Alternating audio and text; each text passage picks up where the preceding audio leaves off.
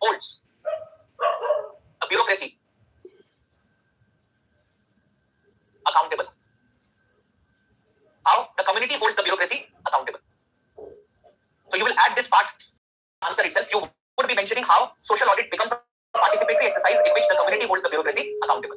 We are specifically talking about community because there is a participation of as we now know, the Gram Sabha participates in the process of social audit. Okay, so holds accountability. In fact, you can also mention how social audit upholds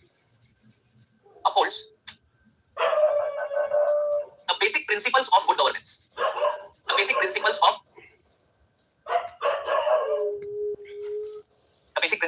good governance. Okay. This impact part, you will underline this aspect as well. Okay. Now, after which, in the introduction itself, before we move on to the body part of the answer, in the introduction itself, you will add how social audit is a participatory exercise in which the community holds the bureaucracy accountable. How the community holds the bureaucracy accountable. So,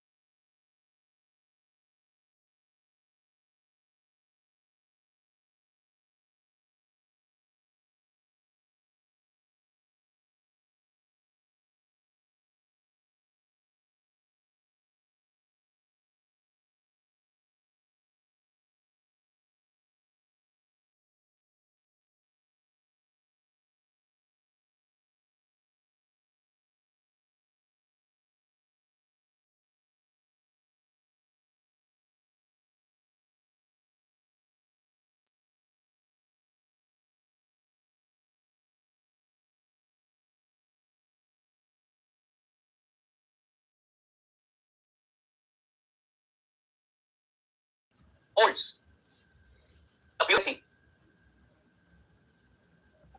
accountable.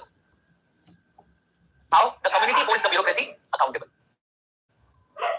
So you will add this part in the answer itself. You would be mentioning how social audit becomes a participatory exercise in which the community holds the bureaucracy accountable.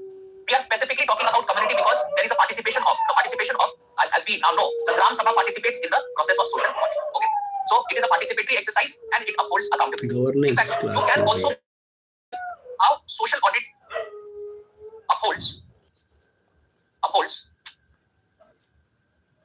the basic principles of good governance. The basic principles of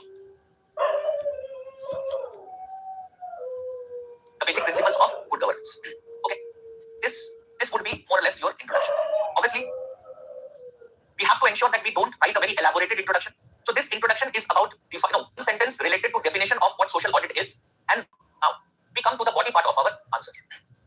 The body part of our answer is about what we have to explain that idea, how it bridges the gap between expectation as well as reality. Okay, so how do I write this particular part? This is very important because if you have, even if you have, maybe you have not written it down, but if you have even thought about what exactly the question is and how would you answer it. So one thing that becomes very important is how do you explain expectations part? So how or what is the expectation? So in that case, the first thing what we can do is we can write about expectation. We can write about the mechanism of social audit. That is how this expectation is being fulfilled in social audit. And then we can, as the question says, illustrate with examples. So we can also give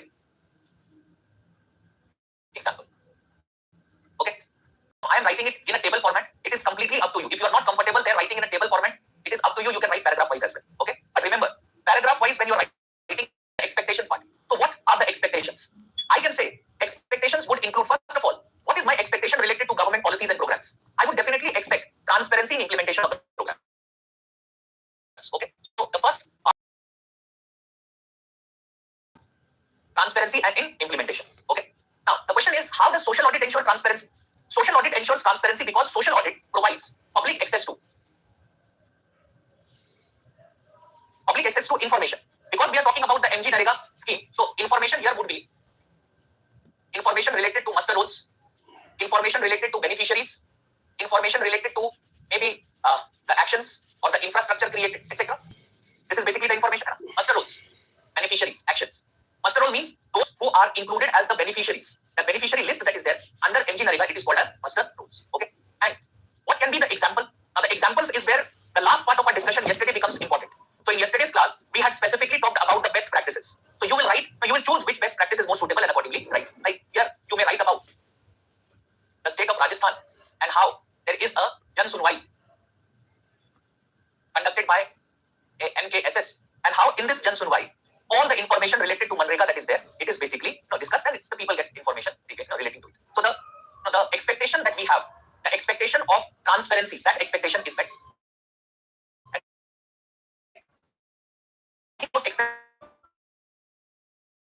Yes, accountability. In this case, how accountability? Through community participation. So we can say accountability through community participation.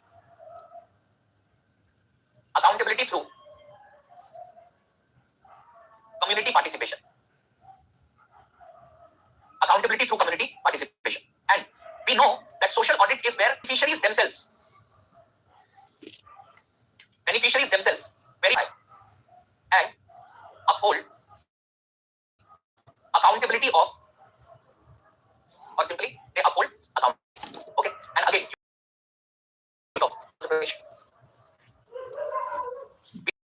Andhra Pradesh, we can in our president of the state of Andhra Pradesh talk about how there are organizations like they are the ones who build the functioning of the SS888. Actually, there is a lot of discussion to be understood when it comes to SS888 and how it functions, but that is not very important for us. If you look at this organization, what they do is the organization is a 3-tier organization. This organization, that is the Society for Social Audit, Accountability and Transparency. This is a 3-tier organization. So there is an organization which is at the state level, which is headed by the director who belongs to the civil society. Then there is an organization which is present at the district level. The district level organization is responsible for organization of social audit.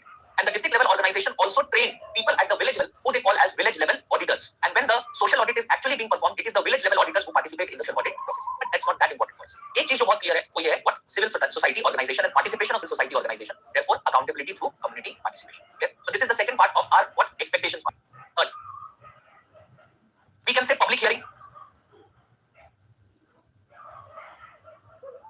Public hearing to enforce social accountability. Now we know what is social accountability. So we can talk about public hearings to enforce social accountability. And in this part, we can write about the role of Gram Sabha.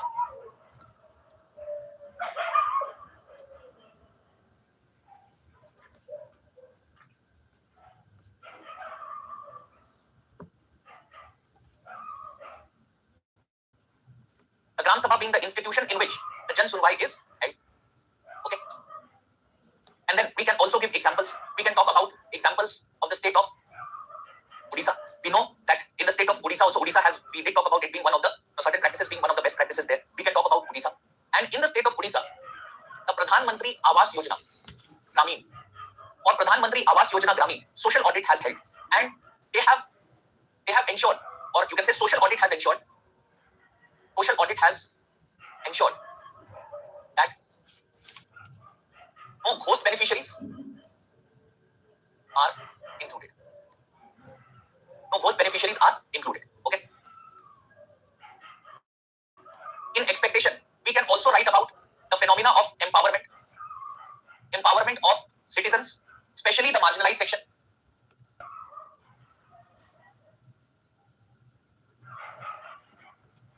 Empowerment, that is also a very important aspect. And what does social audit do? Social audit provides voice to the marginalized,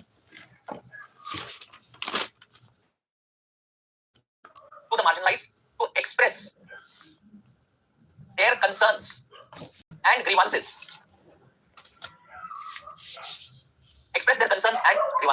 You can give here an example of the state of Telangana. You can give an example of the state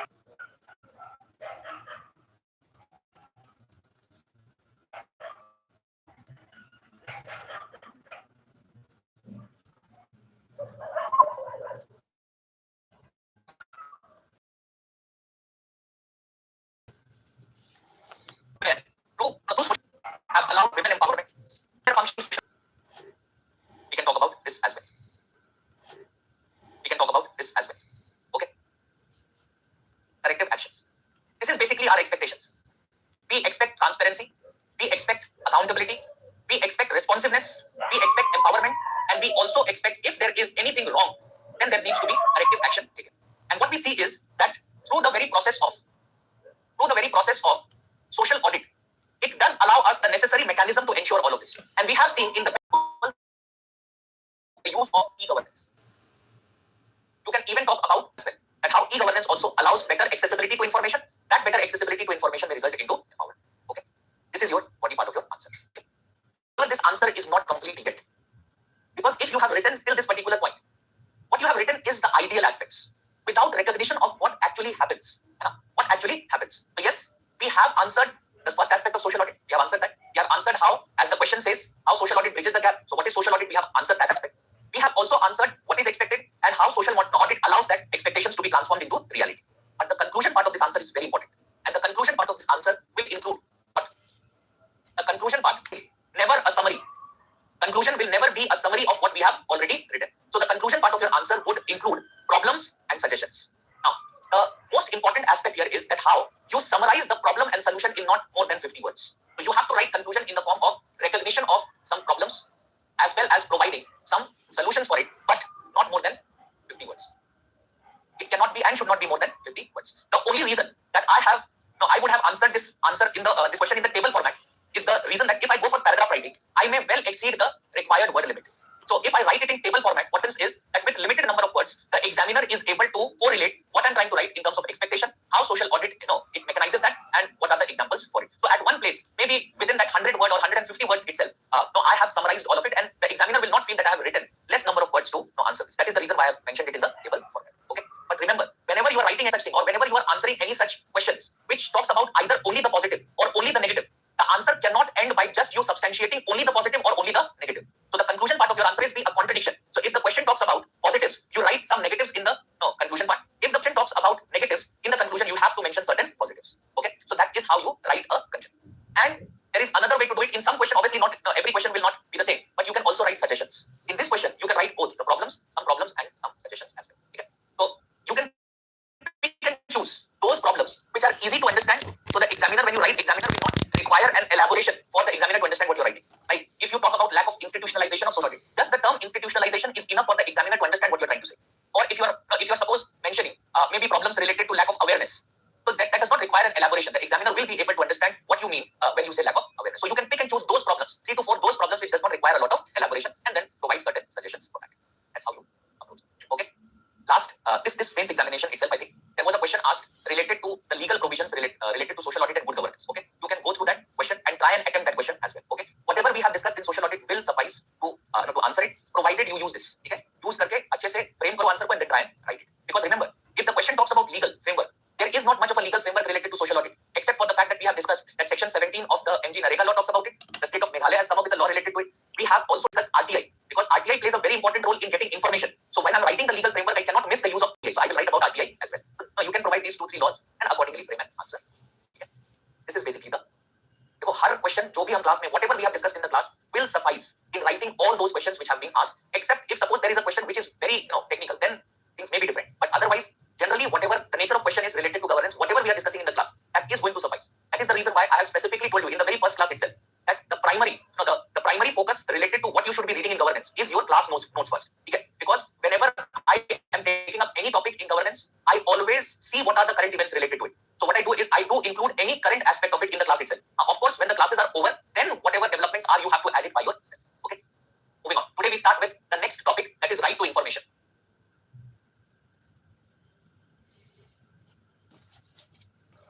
Right to information. Remember, we have connected things. Social accountability. In our discussion of social accountability, what would be mechanisms of social accountability? First mechanism was social audit. We have completed that discussion. Second mechanism of how social accountability can be enforced can be RTI. Right to information can be used by whom? Remember, what was social accountability? When citizen-based organizations or media, when these institutions hold those who are in public offices accountable for their actions. So that is what social accountability is. You cannot forget the basic ideas. So when I say social accountability, you should be doing what? Automatically you should be relating it to what? To what is the definition? Citizen-based organizations and media, and how they hold those who are in public offices accountable. So one very good example or mechanism is social audit, which we have already discussed. Second mechanism is what? Second mechanism is RTI. So RTI is also a mechanism of upholding social accounting. Okay. Now, so what is right to information? In order to understand what is right to information, and before we get into the details of what the law related to right to information explicitly mentions, we will be discussing the very first aspect, which is evolution of RTI in India. Give us a heading here and write evolution of RTI. Evolution of RTI in India. Evolution of RTI in India. And in this evolution part, we are basically going to divide this evolution in 4 important points. Understanding of 4 important points. First, we will understand what was the pre-independence phenomena. So was there any law related to information, either right to information or restriction on information in the pre-independence phase, and the initial part of post-independence phase. Okay, we will be seeing that aspect. And if you remember, we have talked about the law called as Official Secrets Act. So what did Official Secrets Act do? It prohibited accessibility to information. Okay? It prohibited accessibility to information. This law, Official Secrets Act, which was enacted in the 1920s, and it was enacted in the 1920s by the Britishers. The objective of this law was to somehow not allow Indians to get information related to how the governance is being taken up by the Britishers. Because you know that with the late part of the 19th century and the emergence of the first part of the 20th century, during this particular period, what do we see here in India's history related to freedom struggle? So this was the time period where we see an emergence of certain institutions. These institutions have started now questioning the Britishers regarding their policies, regarding their laws, and regarding their initiatives related to governance in India. And this is what you see in the later part of the 19th century and the early part of the 20th century. So we are talking about somewhere around 1870s, 80s, and early 1900s. वहाँ पर हम क्या देखते हैं? That there is an emergence of certain class. So there are people with rising education in India. They have started questioning the Britishers. They have questioned the Britishers related to drain of wealth. They have started questioning Britishers related to their whatever their steps were during the World War, how they deprived India of their specific rights, specifically when it comes to availability of food grains, how Britishers were responsible for the different famines that happened in India. So this was the time when the freedom movement that was there. In the freedom movement, people had started questioning the Britishers, their policies, etc. And that is the reason why. The Britishers came up with the Official Secrets Act to prohibit information or availability of information to this particular class, so that further they could question British policies. Okay? That is basically what happened. Okay? So the Official Secrets Act. But the interesting point here is that post-independence, the Official Secrets Act, which should have been repealed, but the Official Secrets Act was not repealed post-independence, and it continued. The existence of such a law continued being implemented. And why? The reason is very simple. In India, the civil services that you see is a British legacy. It's a British legacy. Everything that you see, every institution that you see, most of these institutions were present during the British period as well. Our bureaucratic structure that you see, whether it is the presence of secretariat institutions, the presence of organizations like the Office of the District Collector, Superintendent of Police, all these offices are British legacies. So the Britishers were able to, they left India. There was a legacy that they left India with, and that legacy was the bureaucratic structure. The bureaucratic structure did not change. The Congress, the Indian National Congress that was there were a number of institutions that were formed in the pre-independence times itself, which questioned the Indian National Congress. उनका कहना यह था कि इन institution की वजह से, इस तरह के institutions की वजह से, अगर इंडिया को independence मिल भी जाता है, so what will happen is that this would not be, जो गोरे लोग हैं वो चले जाएंगे और गोरे लोग जो हैं वो हमें राज करेंगे, है ना? The skin color would change, but the true independence would never be achieved. This was basically what they had said, and it was absolutely correct. Because what happened was that during the initial phases, if you look at the bureaucratic policies and how bureaucracy designed lack of transparency in governance, that did not allow citizens to participate in the process or question the governance that was going on. Okay? So post-independence also this continued. So when we talk about the evolution of RTI, we have to mention the first point here, which is right now the first point: pre-independence and early post-independence.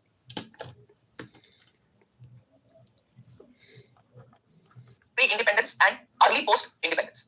During this time, what can we say right now? Within this, during the British period,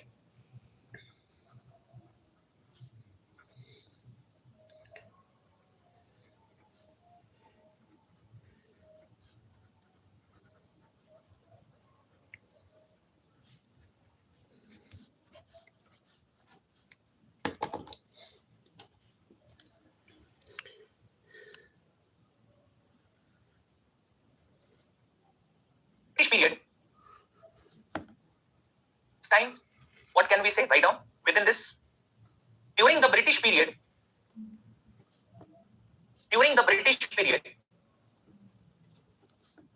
the Official Secrets Act,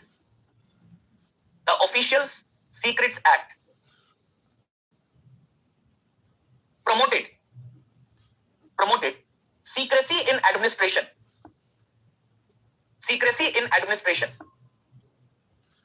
Full stop. Even after independence,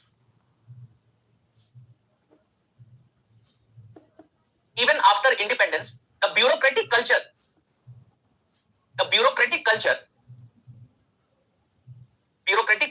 continued. The bureaucratic culture continued to favor confidentiality over transparency. Continued to favor confidentiality over transparency. Full stop. Citizens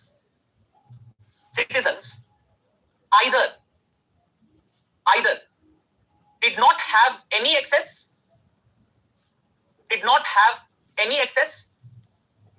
or only limited access to government records, government's records, limiting citizens' participation.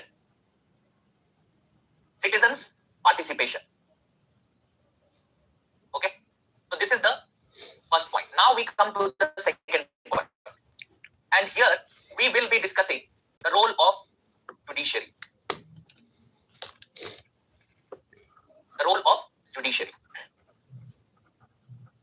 Suppose tomorrow you get this as a question. Judiciary in India. Suppose just a statement which I will convert into a question. Judiciary in India is the primary institution enabling good governance in India. Judiciary in India is the primary institution enabling good governance in India. Okay? Now, when you look at this particular statement, do you agree to this statement, yes or no? Why? You said you agree to this statement. My question is, can you substantiate your answer with some judicial developments which allows to emphasize on this point that yes, it is the judiciary which has enabled good governance in India. Yes. Basic structure doctrine. Okay. How does basic structure doctrine relate to the concept of good governance? Independence of judiciary, but what has been the role of judiciary there? Something that is unconstitutional. So yes, one very important point here is to be that judiciary has ensured that governance in India is in accordance to the principles and provisions of the Constitution. So it has not allowed either the executive or the legislature, it has not allowed them to exercise arbitrary powers. And that is one of the core ideas of good governance. Remember, we have talked about rule of law. Okay? But the role of judiciary has not been restricted only to this point. You are absolutely correct when you say that judiciary has contributed to good governance because judiciary has ensured the existence of rule of law. Absolutely correct. But the role of judiciary has not just been restricted to this particular point. In fact, we can add some more points here. And one of the most important point in this regard is the fact that judiciary has innovatively interpreted Indian Constitution. And that has contributed to good governance. कैसे? देखो, एक तो judiciary ने constitution को interpret करके हमारे fundamental rights को expand किया है. So it has contributed to the expansion of fundamental rights. Clear? Secondly, we can also say that judiciary has innovated through coming up with certain instruments which has again emphasized on good governance, like PIL being one of the ideas. So when we talk about judiciary has played a very important role. I said innovative interpretation of the Constitution. Take an example. Article 21 of the Constitution says that the state shall not deprive any citizen the right to life or the right to personal liberty except for a procedure established by law. This is what Article 21 says. But how does the judiciary interpret it? The judiciary says that it is not just procedure established by law, it is due process of law. And by interpreting or adding this concept of due process of law, don't you think it has elaborated the rights that citizens have? The judiciary has come up with very innovative interpretation. And when we are talking about RTI, this becomes very important that you understand how judiciary has made such interpretations. Because RTI, I will dictate it, don't worry. There are 3 important cases. I will dictate those cases also. Don't worry about it. Try and understand what I'm trying to say. The role of judiciary in RTI has been that judiciary has done what? Judiciary has interpreted that RTI, that is right to information, is a part of. It is a part of Article 19, Clause 1, Subclause A of the Indian Constitution. Because Article 19, Clause 1, Subclause A talks about what? Freedom of speech and expression. And how does judiciary interpret it? Judiciary says it is not just freedom of speech or expression, it is freedom of informed speech and expression. It's freedom of informed speech and expression. And by this interpretation of it being not just our right to freedom of speech, but right to freedom of informed speech, what has it done? It has made right to information as a part of implicit right within Article 19(1)(a). So the role of judiciary cannot be overlooked when we are talking about RTI. It has contributed to the RTI and to the evolution of RTI itself. Starting with the very first case, when in 1975. So I will dictate it. ठीक है, ध्यान से सुनो, मैं dictate करूंगा. In 1975, there was a case which was the state of UP versus Raj Narayan case. Do you know what is the importance of this case? Yes. Indira Gandhi was declared as convicted for electoral frauds in this particular case itself. And Raj Narayan was the same individual who defeated Indira Gandhi in 1977 elections. And after emergency elections were held, Raj Narayan was the one who defeated her. Okay? So this particular case, in this particular case, what did the Supreme Court say? Supreme Court says that the citizens of India have the right to know how the government functions. The right to know how the government functions. Okay? So the very first decision where the Supreme Court is, in a way, interpreting that we have right to information is the 1975 case. And in the 1975 case, the Supreme Court said, the Allahabad High Court, this was the judgment of Allahabad High Court, not the Supreme Court. The Allahabad High Court said that the people, the citizens of India, do have the right to know how the government functions. Then we come to the next case, 1982. 1982, there was a case called as SP Gupta case, also known as first judge's case. The SP Gupta case, also called as, or also known as the first judge's case, we have read during the collegium discussion. Okay, so it was the first judge's case. And in this case, what did the Supreme Court declare? The Supreme Court says people have the right to know. People have the right to know. This right has been derived from the right of, or the concept of open government. Open government, it's a democratic form of government. And a democratic form of government, which means people have the right to know what is going on in the government. It was the ruling of the court in 1982. The first judge's case, also called as the SP Gupta. And then in 2002, in another case called as Association for Democratic Reforms versus the Union of India case, in 2002, the Supreme Court explicitly gave a direction to the Election Commission that all candidates who are contesting elections shall mandatorily file an affidavit. And in that affidavit, they will disclose disclose their assets, they will disclose their liabilities, and they will also disclose if there are any criminal cases that are registered against them. So they said, the Supreme Court says that people have the right to know whom they are voting for, and therefore this was made mandatory by the Supreme Court. Okay? So in all of these three cases, what we see is that the Supreme Court, or the judiciary per se, has done what? They have contributed to the evolution of what? The evolution of the right to information. Okay? Please write this down. Without an independent judiciary, you don't have rule of law, and without rule of law, you don't have good government. तो आपने जो कहा है वो बिल्कुल सही है. ठीक है?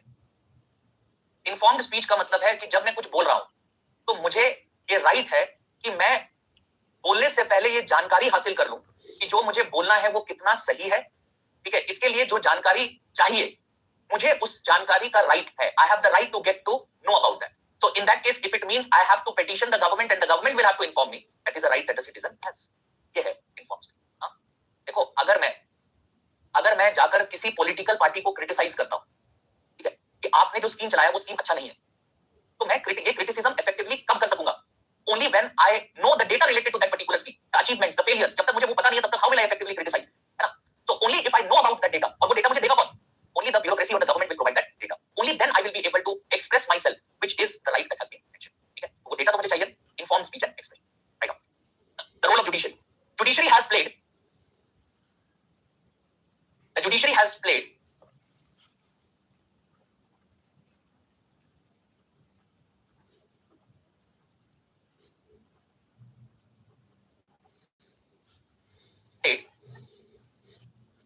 a crucial role in recognizing right to information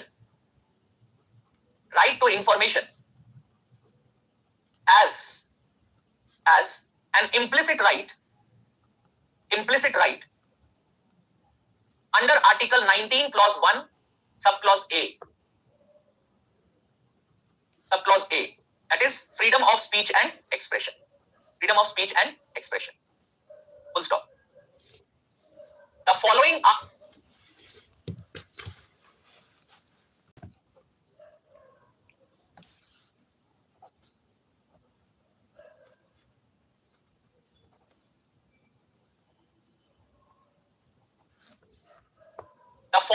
the key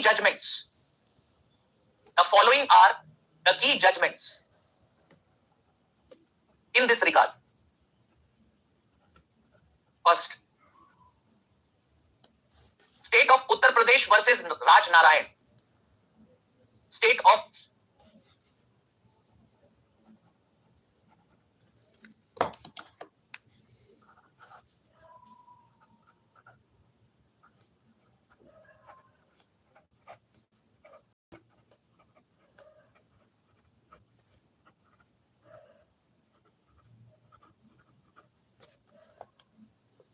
UP versus Raj Narayan, 1975 case, 1975 case, in which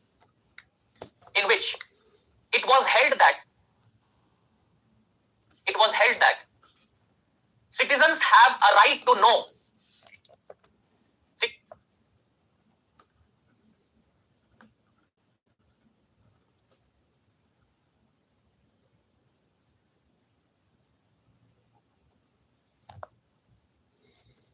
It was held that citizens have a right to know.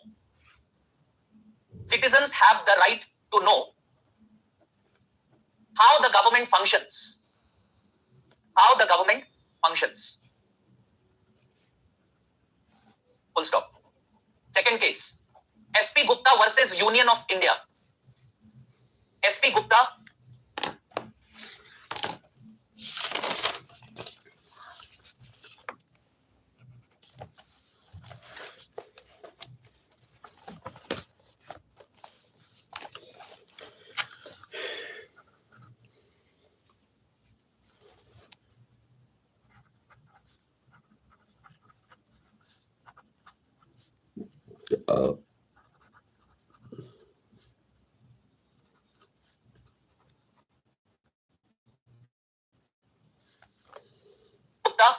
versus Union of India, 1982 case.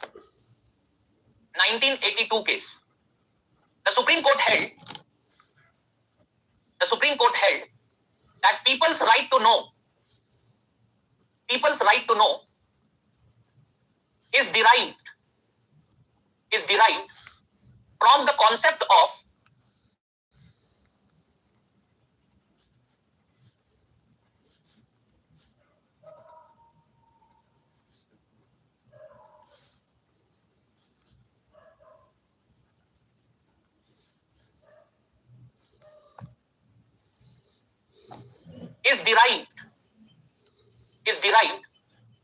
the concept of from the concept of an open government. Full stop. Underline open government. Okay? So what is in the SP Gupta case, what is the Supreme Court saying? People have the right to know, and this right is derived from what concept? The concept of open government. Now, when we say the concept of open government, what does that mean? The concept of open government. The government should act transparently. देखो फर्क होता है इस चीज में, एक democratic government में और एक ऑटोक्रेटिक गवर्नमेंट में. There is always a difference, and this difference is in what terms? In terms of the values that the open government or a democratic government subscribes to, in comparison to an autocratic government. है ना? Autocratic government किस बात पर चलती है? Ruler के पास सारे powers है, वो जो चाहे वो करे. That's how an autocratic government functions. There is right among the people to question the government that is there in power. The people who are in power. There is no right they have to question. This is what an autocratic government. This is the value of an autocratic government. Whereas the values of a democratic government will be what? The values of a democratic government would be transparency. The values of a democratic government would be the people who are in power will be accountable for public interest. So those who are the citizens, they have the right to know what the government is doing. That is basically what is called as open government. Okay? So the democratic government is an open government. Autocratic government is obviously it will not subscribe to those. Is this difference understood? Okay. Third case. Association for Democratic Reforms. Association for Democratic Reforms.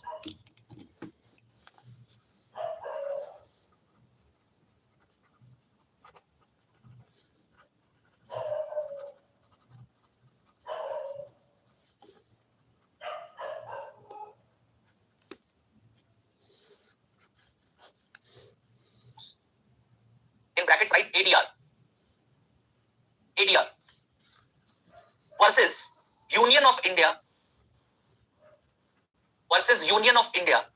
2002 case. In this case, the Supreme Court recognized the citizens' rights to know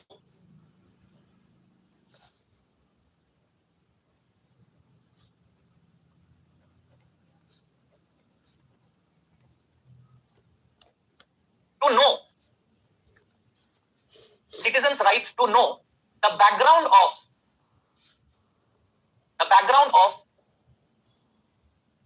those contesting elections, background of those contesting elections,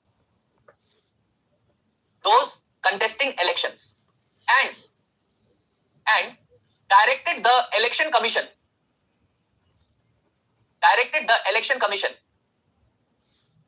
to provide for a mechanism whereby every candidate files an affidavit, to provide for a mechanism whereby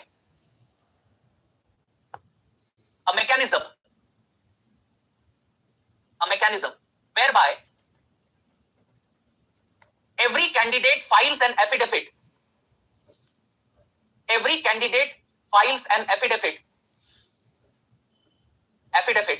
along with their nomination papers,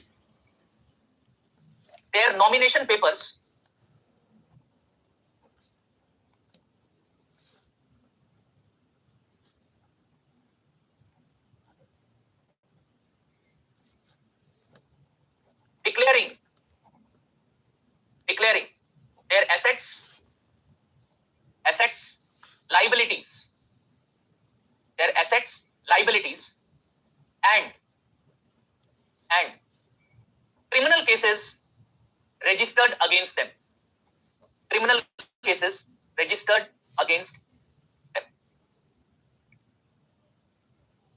Next paragraph. These judgments,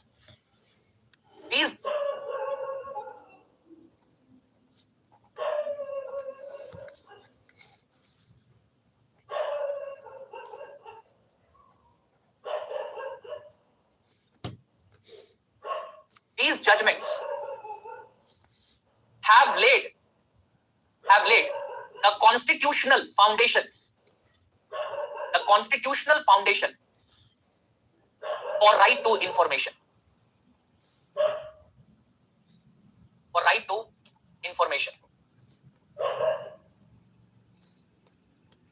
Coming to the third point in evolution. The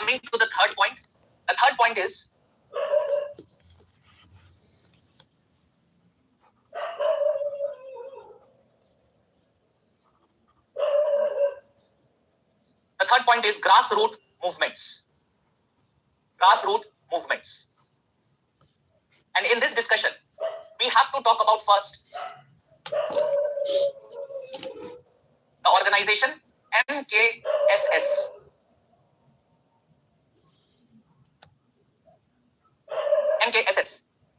In 1994, right now, in 1990,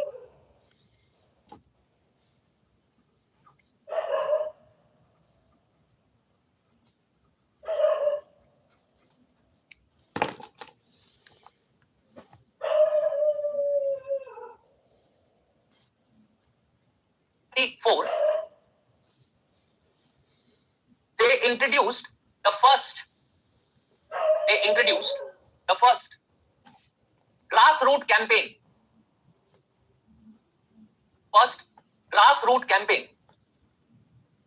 For a legislation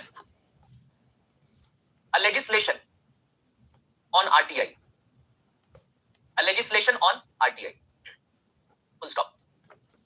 So we have talked about MKSS previously also, and what we have emphasized related to MKSS is their technique of Jan Sunwai, that is the public hearing part. Even before the social audit as a phenomena was started in the 1990s, from the 1990s itself, MKSS as an organization was active in the state of Rajasthan, and in the state of Rajasthan, they used to frequently organize at local levels what is called as the Jan Sunwai. They used to frequently organize this, and in these Jan Sunwais, what used to happen? People who generally belonging to the vulnerable section living in rural areas, they used to participate in those Jan Sunwais, and they used to register their grievances against the administration, the local administration, related to the services that the local bureaucracy were offering. So 1994 में incident होता है. What is it? In 1994, there was obviously a Jan Sunwai which was organized, in which the organization MKSS found that there were number of farmers who were to be beneficiaries of a government scheme, but they were actually receiving the benefits of that particular scheme. So whenever they used to go to the local bureaucracy, they used to do what? They used to always they used to somehow just negate their demands related to them being as them acting as beneficiaries, them getting the benefits under those schemes. It was basically the government initially, if you go back to the 1960s, 70s, etc., you'll find that government used to primarily target the farmers, and all the schemes that were there related to welfare. It was either related to farmers or it was related to self-employment, which had started very recently in the 1990s. Okay? तो जब MKSS को ऐसा लगा कि शायद local bureaucracy जो है वो कुछ गलत कर रही है, so what they started doing was they first started questioning those who were officials. They went to their offices, they met them, and they asked about information related to the beneficiaries, etc. They started asking them, but those people who were in those offices, they quoted the Official Secrets Act. और वो हमेशा ये कहते थे कि देखो Official Secrets Act है, and Official Secrets Act does not allow us to give any information regarding this. So MKSS appealed in the judiciary. They went to the judiciary and they appealed the judiciary for getting information. Ultimately, the judiciary ruled in their favor. तो courts ने उनके favour में rule किया कि हाँ, information दिया जाए regarding whatever they have demanded. और जब इंफॉर्मेशन उनके पास मिला तो उन्होंने ये देखा कि ये सारे बेनिफिशियरी लिस्ट में थे और एंट्रीज की गई है जहां पर ये दिखाया जा रहा है कि इनको उन गवर्नमेंट स्कीम्स का बेनिफिट भी मिल रहा है, यानी वहां पर चल रहा था corruption.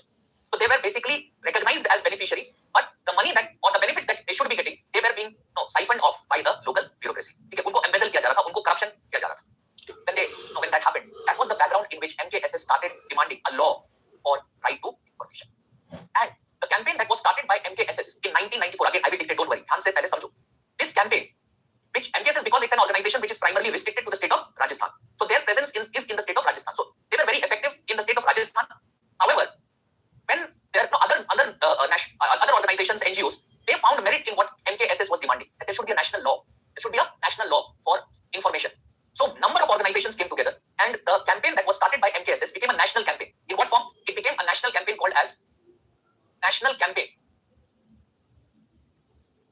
for People's RTI. National Campaign for People's RTI. This campaign was started in the year 1996. So number of NGOs came together, and these NGOs started demanding a legislation that should be passed by the parliament, allowing right to information or freedom of information. Okay. This National Campaign for People's RTI, there were a number of individuals that later joined politics who were a part of these campaigns. Okay. इसमें से जो सबसे ज़्यादा पहचाना नाम है वो है अरविंद केजरीवाल का. Okay. He was the one. Later on, he was also a part of this particular campaign. Okay. So National Campaign for People's RTI. Okay. 1990. Now, this campaign did have some success as well. But what was the success? We will discuss that in the fourth point. Before that, write this down. You have written MKSS 1994 and the movement started by them. Further write down. The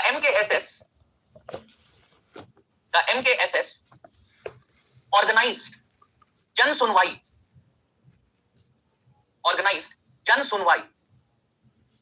to expose corruption in wage payment,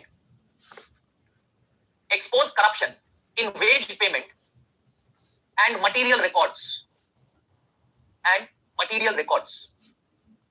Full stop.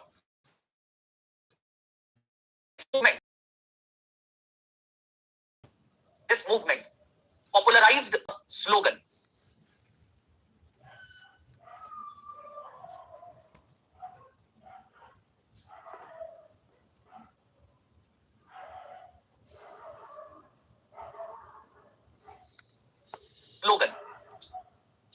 Under inverted commas you will write, हमारा पैसा हमारा हिसाब, हमारा पैसा हमारा हिसाब, inverted commas closed. Next paragraph. Later the movement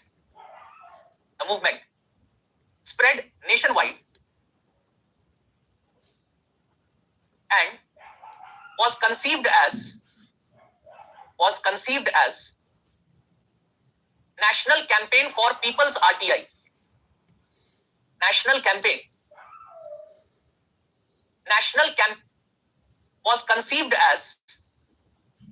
Was conceived as National Campaign for People's RTI. National Campaign for People's RTI. People's RTI. Since 1996. Full stop. Let's come to the fourth point here, which is state level laws.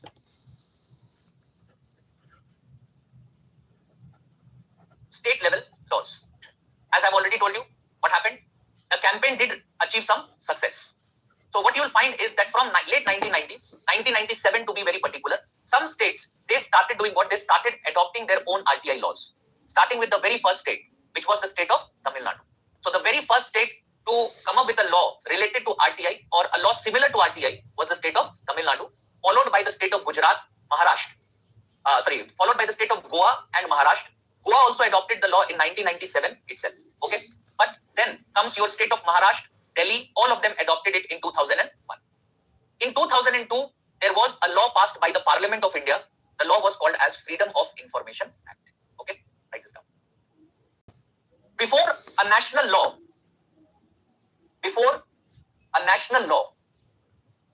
several states enacted their own RTI acts. Full stop. Tamil Nadu enacted their own RTI acts. Full stop. Tamil Nadu was the first state to adopt the law in 1997. Full stop. Followed by Goa, brackets 1997, Rajasthan 2000, Delhi and Maharashtra 2001.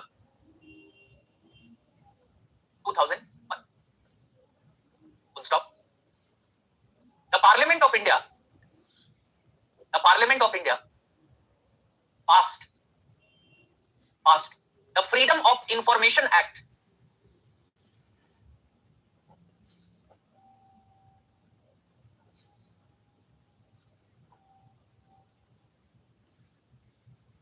Parliament of India passed the Freedom of Information Act.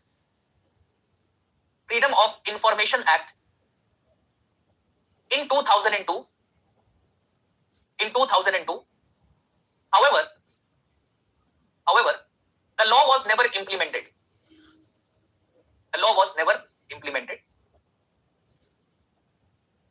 Finally, in 2005, Parliament passed the Right to Information Act.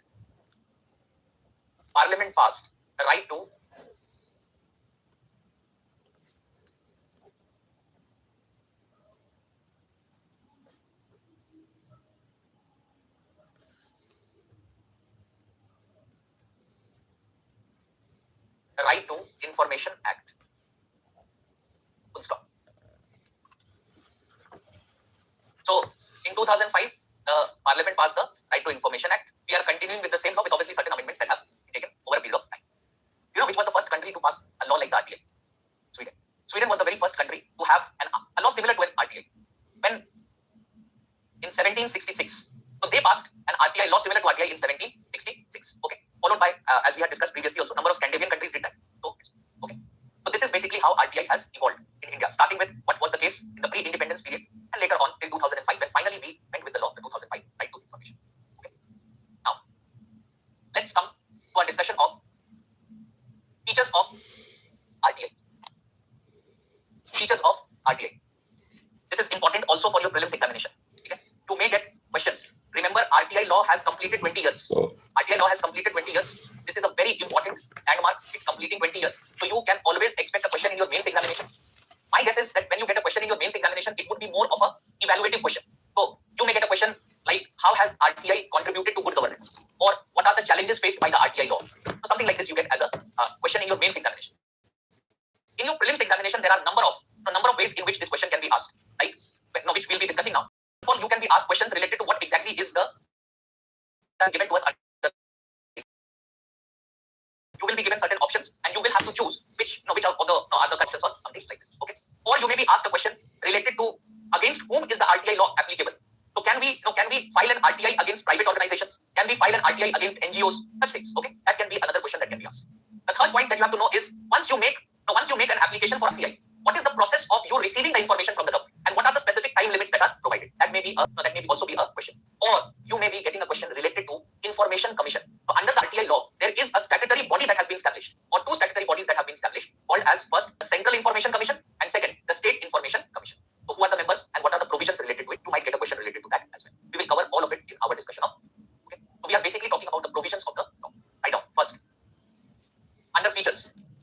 First point, what is right to information? What is right to information? What is right to information?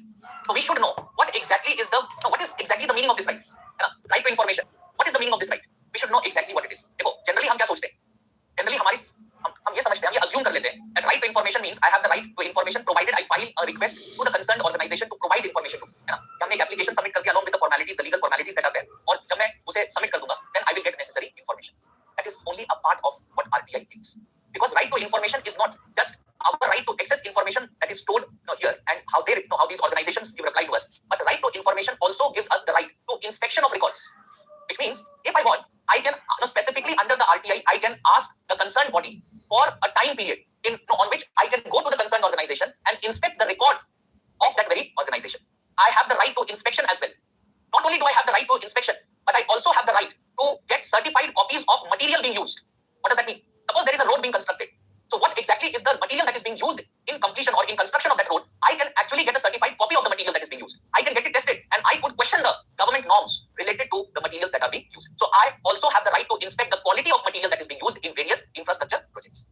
And when we say right to information, it also includes not only our right to the data that has been stored in physical form, it also includes the right to data that has been stored in electronic forms. That means if it has been stored through electronic medium, in pen drives, in computers, है ना? पहले CDs होते थे, अब नहीं होते, कभी भी होते हैं, यूज कोई नहीं करता. तो CDs, the information that is stored in CDs, पहले floppies होते थे ना, floppy disks, पता नहीं आपने देखा भी नहीं होगा.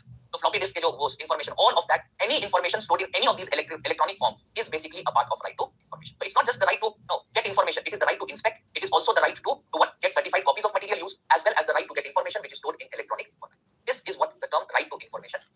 ठीक है? तो difference है exactly हम जो assume करते हैं and the exact right that is given. This right is now. Yes. Copies मतलब you can if sample मिल सकता है, if you want you can get a print out of the stored material, stored copies or stored information that is there, print out मिलेगा. That is what copies. Sample you will get sample for the infrastructure projects. लेकिन जो चीज paper format में stored है you will get copies for it. Please write this down. Right to information means the right to information means the right to information accessible. The right to information accessible, which is held by under inverted commas you will write public authorities, which is held by public authorities, inverted commas closed, and it includes point wise you will write first point, inspection of work,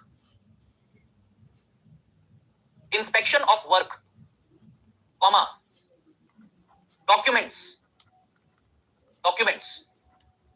and records. Second point, taking notes, extracts or certified copies of documents or records. Certified copies of documents or records. Third, taking certified sample of material.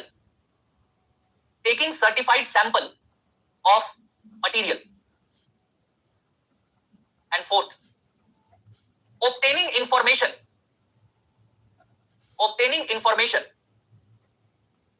stored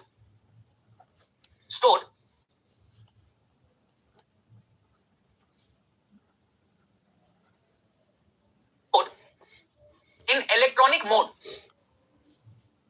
electronic mode on computers or other devices.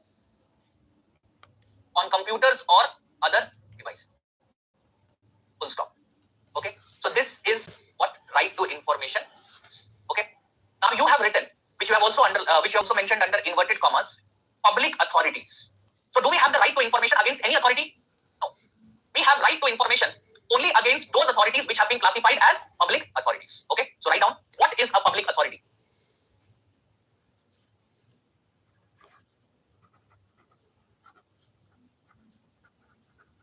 The second point is, what is a public authority? Okay. Now the question is, when we talk about public authorities, what is the definition of public authorities under the law? So if you look at the section 2 of the law,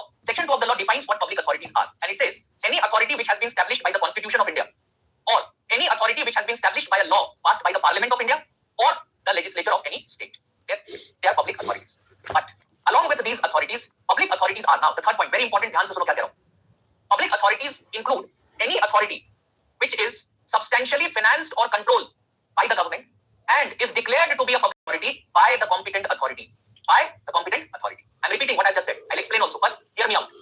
Any authority which is substantially financed or controlled by the government and is declared to be a public authority by the competent authority. By the competent authority. ठीक है? अब देखो यहाँ पर important बात, कुछ दो तीन important चीजें हैं, दो तीन important वो समझना. Starting with first thing, when we say substantially financed or controlled, what does that mean? The answer to that is that there is no definition of it. What is the meaning of substantially financed? There is no definition. When we say what is the meaning of control, there is no definition of it. Which means if there is a body where the government is either the government of India or the government of any state, if the government is giving money to those bodies, they can be declared as a public authority. Or for that matter, if there is a body where the government plays an important role in controlling the body, which means if the government is maybe managing the body, not necessarily funding it, but if the government is managing the body, that body can also be declared as what? A public authority. Now, the second is that again, if there is an organization which is being funded by the government, does not automatically make it a public authority. What does the provision say? What did I say? Declared to be a public authority by the competent authority, which means if it is being financed or controlled and is declared as a public authority, and by whom? By the competent authority. Competent authority meaning the organization which is giving the money. So if government of India is providing money, government of India is the competent authority. If the government of state is providing money, the government of state is the competent authority. I will give you an example. Going back a few years, J&K Bank was declared as a competent authority. Okay, J&K Bank. Now, if you look at the J&K Bank, and J&K Bank was declared as a competent authority, as a public authority when it was declared as a public authority, I think in 2018, nearby 2018 or 2019, somewhere around that time. It was declared as a competent authority, public authority. That means from 2005 till that particular time, that is till 2018, somewhere around that time, till that particular time, it was not under the purview of RTI. It was not under the purview of RTI. From 2018, being declared public authority, it came under the purview of RTI. Now, the question is, why was J&K Bank declared? How? What is the provision allowing? Because if you look at the J&K Bank, you will find that the paid-up capital of this particular bank is primarily owned by then Jammu and Kashmir was a state. So the state of Jammu and Kashmir, and some part of it was also given by Ladakh. So approximately 5% of it is owned by Ladakh, and approximately 70 or 80% of it is owned by the erstwhile state of Jammu and Kashmir. So because the money is given by the state of Jammu and Kashmir, what does that mean? What does the provision say? The provision says substantially financed. Is it substantially financed by the government? Yes, it is being substantially financed by the government. And who is the competent authority? The state of Jammu and Kashmir. So what happened? The state of Jammu and Kashmir, then the governor of Jammu and Kashmir, there was a governor also. So the governor of Jammu and Kashmir declared and issued a notification where J&K Bank was declared as a public authority, making now RTI can be filed against the J&K. देखो बहुत सारे ऐसे NGOs होते हैं. There are a lot of NGOs in India which are being funded by the government. So money is provided to them by the government. Very likely the government provides money for maybe conducting some surveys, etc. So NGOs are involved there, and the government provides money for that. Sometimes the government, like self-help groups. So we have been talking about the Ladli Behan Yojana and all of this. So you will find that these are funded through what? Self-help groups. So these self-help groups that are there, they are also a form of NGOs, and they are receiving money from the government. So if the government wants, whichever government is funding it, if it is being funded by the state government is the competent authority. If the government is, if it is being funded by government of India is the competent authority, and they can be declared as what? They can be declared as a public authority. They can be declared as a public. Okay. So public authority ka definition: Constitution of India, all bodies under the Constitution of India. Second, all bodies established by the law of the Parliament or by the state legislature. And third, any body which is substantially financed or controlled by the government and is declared to be a public authority by the competent government. In that case, it will also become a public authority. Okay? There was a very interesting case in 2013, but I will talk about it. Before that, write what is a public authority. What is a public authority? Public authority means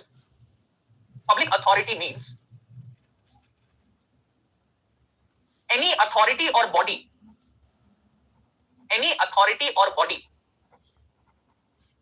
of self-government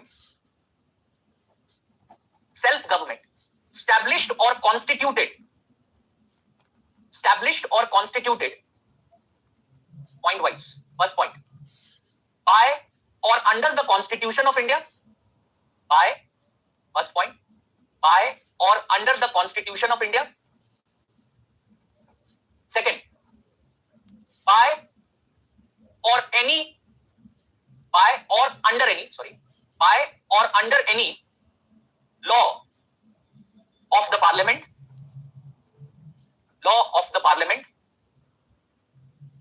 or law of the state legislature,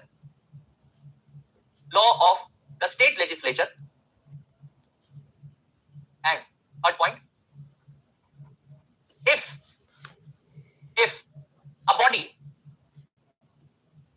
is substantially financed or controlled, substantially financed or controlled by the government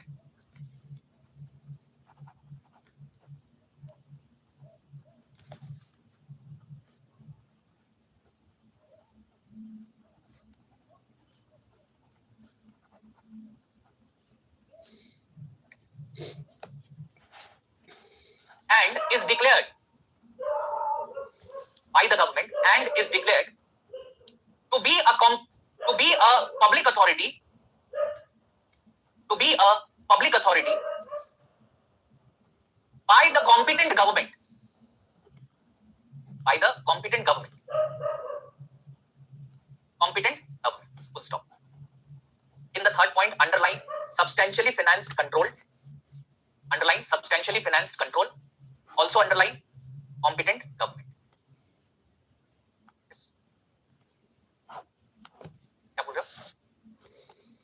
Competent government, क्योंकि government notify करती है, it's notified by the government. Okay, so competent government means either government of India or government of any state. Now, before we end our discussion for today, let us discuss what happened in the year 2013. 2013, very important event, very important. But not 2013. The most important bill was passed in 2019. 2013, there was a judgment. Who gave this judgment? Judgment was given by Central Information Commission. The Central Information Commission is it's a quasi-judicial body. Okay, it's a quasi-judicial body, which means it comes up with judgments related to RTI. So the provision that you have just written, substantially financed or controlled, this was used. So what was the judgment? The judgment of the Central Information Commission was that all national political parties